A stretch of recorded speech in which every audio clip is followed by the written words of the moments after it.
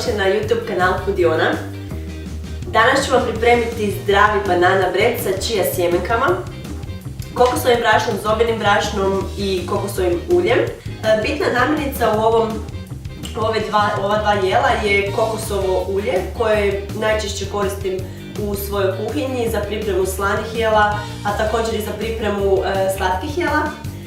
Kokosovo ulje je jako dobro za naš metabolizam, za naš imunitet, može se koristiti i u kozmetičke svrhe, tako da jedno jako dobra namirnica, ja vam svako preporučila da ju uvedete u svoju kuhinju. Prvo pomiješajte sve mokre sastojke.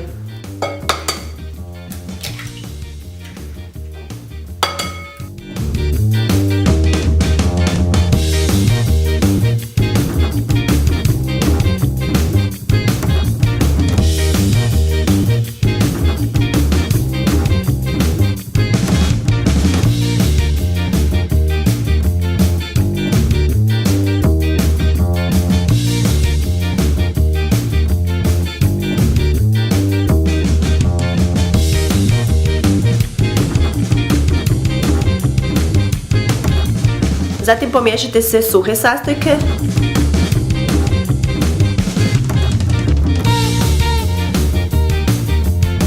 Dodajte mokre sastojke u suhe i promiješajte sa kuhačom.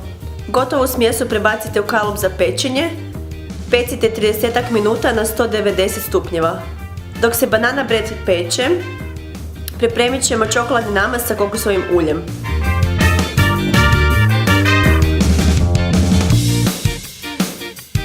Banana bread nam je gotov, namaz od čokolade nam je također gotov, pa hajdemo probati.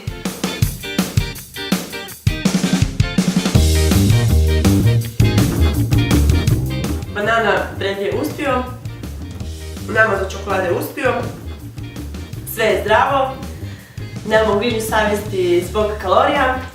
I to je to, ako niste još uvijek, subscribe-ajte se na moj YouTube kanal za nove recepte. Pozdrav!